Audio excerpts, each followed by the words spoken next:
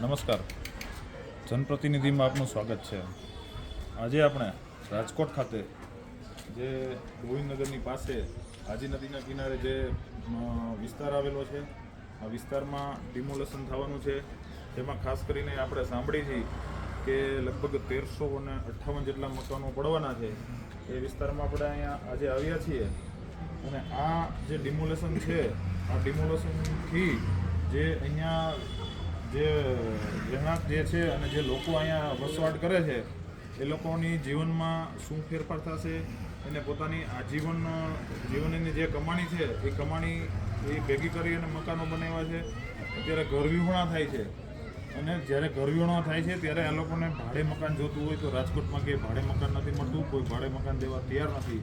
પોતાના કુટુંબનું ભરણ પોષણ થઈ શકે એટલી આવક માંડ કરીને કમાતા હોય ત્યારે ભાડાની આવક જે ઘરનું ભાડું દેવું પડે એ એમને પોસાય એવું નથી. ત્યારે આ વિસ્તારની અંદર આપણી સાથે જે દાદા ઉપસ્થિત છે, આ દાદા પોતે 2 માણસનું ફેમિલી છે, પોતે એજડ છે, પોતાને 2 વખત એટેક આવી ગયો છે અને દાદીને પણ ઘણી બધી બીમારી છે. ત્યારે આવી કપરી પરિસ્થિતિમાં એ હવે ભવિષ્યમાં શું કરશે? કાલ સવારે અહીંયા બુલડોઝર આવશે, મકાન પડશે ત્યારે તેમની સ્થિતિ શું હશે અને તેમને આગલું જે જીવન છે એ જીવન જીવવા માટે, જીવન ગાળવા માટે એને કેટલી મુશ્કેલી પડશે એ આપણે દાદા પાસેથી જાણીએ. નમસ્કાર દાદા, આપનું નામ જણાવો અને આપ જે અત્યારે હાલમાં યાતના વેઠો છો અને કાલ સવારે મકાન નહીં રહે ત્યારે આપની પરિસ્થિતિ શું હશે એ જરાક જણાવો. મારું નામ રવજીભાઈ તલસીભાઈ ગાંગડિયા. બરાબર, 2 વાર મને હુમલો આવી ગયો છે સાહેબ, અને મારા ઘરનાની 10 વર્ષથી મેન્ટલ છે, એની દવા ચાલુ છે, મારી દવા ચાલુ છે. હવે અમે આશરાવાના થઈ જાય તો હવે અમારાથી ક્યાંય રોડમાંથી કોઈ ઘણી થાય. અત્યારે 31 તારીખે નોટિસ દઈ ગયા, 31 તારીખે આજ આવી ગઈ, 1 મહિનો થયો સર. તો 1 મહિનાની અંદર મેં કઈ રીતે આમ દી રાત ગુજારી અમને કાંઈ બોલું નથી કે આ આડોશી પાડોશી અત્યારે અમને રાંધેલું બધાની દઈ જાય છે ને એને ખાય છે. શું કરવું? આવી અમારી પોઝિશન છે. ખાસ કરીને જ્યારે આ પ્રકારની પોઝિશન સ્થિતિ થાય છે ત્યારે દાદા આપણે ત્યાં કોર્પોરેટરશ્રી આવતા હોય, ધારાસભ્યશ્રી આવતા હોય, સાંસદશ્રી આવતા હોય, આ લોકો જનપ્રતિનિધિ તરીકે આ લોકોની ભાડ લેવી જોઈએ એવી મારી એક સામાન્ય સમજ છે. હું આપને પૂછવા માગું છું કે દાદા, જ્યારથી આપને નોટિસ મળી ત્યાર પછી કોઈ રાજકીય પાર્ટીના આગેવાનો કે કોઈ પદાધિકારીઓ જેમ કે કોર્પોરેટર હોય, નગરસેવક, ધારાસભ્ય કે સાંસદ એ કોઈ આપની મુલાકાત કરેલી છે? આપને કંઈ આશ્વાસન આપેલું છે? આપને કંઈ એ લોકોએ કંઈ સધિયારો આપેલો હોય તો એ અમને જણાવો. જો નથી રાજકારણીયા કોઈ આવ્યા નથી, ધારાસભ્ય આવ્યા કે નથી, સંસદ સભ્ય આવ્યા કે નથી, કોર્પોરેટર આવ્યા, કોઈ આજની તારીખમાં અમને કોઈએ પૂછ્યું નથી કે તમારી શું પોઝિશન છે, શું તમારી હાલત છે, કે હાલો અમે તમને સહાય કરી આવી. કોઈ આજની તારીખમાં જે આવ્યા નથી, અત્યારના સમય લગી. એક નેતા તરીકે, એક પદાધિકારી તરીકે, પછી નગરસેવક હોય કે ધારાસભ્ય હોય કે સાંસદ હોય, એને જનતાની ભાડ લેવી જોઈએ એવી એક સામાન્ય આપણી સમજ છે. એક માનવતાના નાતે પણ ભાડ લેવી જોઈએ. હું એમ કહેવા માગું છું કે જ્યારે કદાચ આ એમના મકાન ઇનલીગલ હશે, એને તોડી પાડવાના થતા હશે, પણ અહીંના લોકોની તો એવી વેદના છે કે અમારા મકાન તૂટતા તમે રોકાવી ન શકો તો કાંઈ નહીં, પણ એક વખત અહીંયા આવો અને અમને પૂછો કે અમે હવે આવનારા સમયમાં શું કરશું, અથવા તો તમારાથી કાંઈ વ્યવસ્થા થતી હોય, પુનર્વસન માટેની કાંઈ વ્યવસ્થા થતી હોય અને અમને કદાચ ભાડે મકાન ન મળતા હોય તો એવી પણ કાંઈ વ્યવસ્થા થતી હોય તો એવી કરી દે એવી આ લોકોની એક અપેક્ષા, આશા જો કોઈ હોય તો આ જનપ્રતિનિધિ પાસે હોય. સાહેબ, અમારે ઉપર આભને નીચે ધરતી છે, અમારું કોઈ છે જ નહીં. સમજી લો તમે કે જાવું તો જાવું ક્યાં, એ શું કરવું? કોઈ મગજ કામ કરતા નથી, થોટ થઈ ગયા હતા. દાદા, સમજી શકાય છે. આપણે દાદાની સાથે દાદી પણ છે, આપણે જોવી છીએ એ લોકોની સ્થિતિ શું છે, કેવા પરિસ્થિતિ વચ્ચે રહે છે, કેટલું સ્ટ્રગલ કરે છે. આ તો એક નાનું ફેમિલી છે. આપણે એની બાજુમાં જ એક મકાન છે. કાકા, આપનું નામ જણાવો.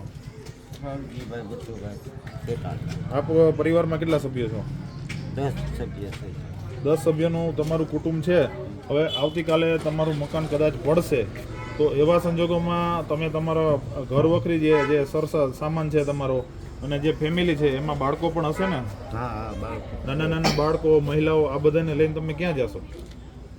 અત્યારે તો કોઈ અહીં ક્યાંય ભાડે તો મળતું નથી સાહેબ. બરોબર, હવે અમે લઈને જઈ તો ક્યાં થાય? અમારા મા બાપ હતા અહીંયા જઈ તો અહીંયા કોઈ છે નહીં. ભાઈ કુટુંબ છે, અહીંયા મકાન છે નહીં. અહીંયા ખેતીવાડીનો ટુકડો આપ્યો છે અમને. બા બાપુજીએ ખેતીવાડીનો ટુકડો આપ્યો છે 1 એકર. એના સેઠે જઈને ગમે ત્યાં અમે અત્યારે સાપરું વાળીને જઈ શકીએ એમ થઈ. અમારે કોઈ પોઝિશન નથી અત્યારે. માની લ્યો તમારે 1 એકર જમીન છે, પણ અહીંયા મોટા ભાગના લોકો છે એને એમ કહેવાય ને કે ગામમાં ખોયડું નથી અને સીમમાં ખેતર નથી. આવી પરિસ્થિતિ વચ્ચે જે લોકોની જે હાલત થવાની છે કે ભવિષ્યમાં શું કરવું, બરાબર, એના માટે કોઈ તમારી પાસે રસ્તો નથી, કોઈ તમને દેખાતું નથી. તમને શું લાગે છે કે તમને આ પરિસ્થિતિમાં આવનારા દિવસોમાં કોણ મદદ કરી શકે અને કોની ફરજ છે કે જેને તમારી પાસે આવવું જોઈએ? તમને શું લાગે છે એ જણાવો. હવામાન તો અત્યાર લગી તો કોઈ સાહેબ આવ્યા નથી હજી, બરોબર. તમે અમને બોલાયા, અહીં નીકળ્યા એટલે અમે બોલાયા એટલે તમે અમને જવાબ દીધો, બરોબર. બીજું તો કોઈ અહીંયા આવ્યું નથી. અમે હવે તમે જે કહો એ કરવા તમે એવું માનો છો કે ધારાસભ્ય તરીકે કોઈ ઉમેદવાર આવતા હોય કે કોર્પોરેટર તરીકે કોઈ ઉમેદવાર આવતા હોય અને તમને ચૂંટણી માટે મત માંગવા આવતા હોય, પોતાનો પ્રચાર કરવા આવતા હોય, એ લોકોની અત્યારે ફરજ હોવી જોઈએ કે નહીં? તમે શું માનો છો? ના સાહેબ, હોય છે એ ફરજ તો એ લોકોની આવે, પણ એ લોકો હવે આવતા હોય નોય આવતા હોય. હવે મેં અંદર આડું કાંઈક કામ કરતા હોય ને કદાચ રસ્તામાંથી આમ નીકળ્યા હોય, જતા હોય, ગાડી લઈને જતા હોય તો એમાં કાંઈ અમે કંઈ ન શીખી છે. અહીં અમારી આગળ ખાલી અમારા ઘર આગળ નોટિસ દેવાવાળા આવ્યા એના સિવાયનું બીજું કોઈ આવ્યું નથી. કોઈ રાજકીય વ્યક્તિ હોય, સરકારમાં કે કોર્પોરેશનમાં કે રહેલા પદાધિકારીઓ હોય કે કોઈ સામાજિક સંગઠન ચલાવતા લોકો હોય, કોઈ પણ પ્રકારના લોકો જે છે કે કોઈ સંસ્થા છે તેને એક ખૂબ જ વિષમ પરિસ્થિતિ કહી શકાય કે જે 1358 જેટલા કુટુંબો છે તે બેઘર થઈ જવાના છે, આશરા વગરના થઈ જવાના છે અને પોતાની જે આવક છે એ મકાન ભાડા ચૂકી શકે એટલી આવક નથી. ત્યારે આવી ગંભીર સમસ્યા કહેવાય. એક માનવીય જે અભિગમ છે ને એવો અભિગમ કોઈએ રાખ્યો નથી. આ આપણા માટે ખૂબ જ એક ચિંતાનો વિષય છે. અમે જનપ્રતિનિધિ ચેનલ દ્વારા આ બધી વસ્તુ જે તકલીફો આ લોકોને થઈ રહી છે, સામાન્ય લોકોને, એને ઉજાગર કરવાનો અમારો ખાલી હેતુ છે. અમે કોઈ રાજકીય પાર્ટીના ઉમેદવારોને, નેતાઓને કે કોઈ પદાધિકારીઓને ટાર્ગેટ કરવા નથી માગતા. માત્ર ને માત્ર જે લોકોએ જેની જે ફરજ છે એ ફરજ બજાવવી જોઈએ.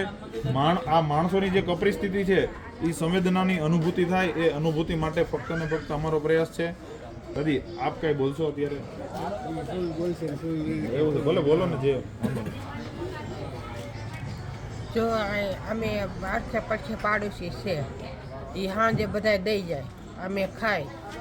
અત્યારે અમારી પરિસ્થિતિ કેવી છે, આ જે દૂર નોટિસ આવી ને તે દૂરના બધાને બીમારીને પાછી ચાલુ થવા પડી, દવા ચાલુ છે.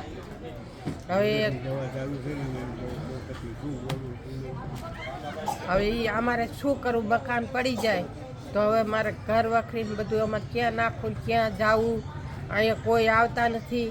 હવે આ બધા અડખો પડખે પાડોશી બધા હળી મારીને આવે ને રોટલા દઈ જાય, ખીચડી દઈ જાય, શાક દઈ જાય, બધા ખાય. હવે આવી પરિસ્થિતિ છે, અમે ક્યાં જાય? કદી ભગવાન બધાનો ધણી છે. રાજકીય નેતાઓ કે સરકાર કદાચ તમારી સામે નહીં જોવે, આપણે આપણા સંસ્કાર મુજબ આપણે ભગવાન ઉપર આસ્થા રાખતા હોય ત્યારે ભગવાન આપણું કંઈક કરશે. સૂરજનારાયણ ઉગે અને હાથમાં ત્યાં સુધી એનું કામ થતું હોય છે. એટલે હું એવી આશા રાખું છું. આપણે જે અત્યારે આ એક જે સ્ટોરી કરી છે એના માધ્યમથી સોશિયલ મીડિયામાં મૂકી અને કોકનામાં રામ જાગશે એવી અપેક્ષા રાખી છે દાદા. અને આવતીકાલે આપણી કંઈક વ્યવસ્થિત થાય એવી દાદા હું હા આપ સૌ પાસે શુભકામના આપ સૌને પાઠવું છું કે આપણું આવનારું આપનું આવતીકાલ જે છે એ ઉજ્જવળ થાય. તમારી જે પરિસ્થિતિ છે આ પરિસ્થિતિમાંથી તમે બહાર નીકળો અને એક સારું વ્યવસ્થિત જીવન જીવી શકો. ખૂબ ખૂબ આભાર.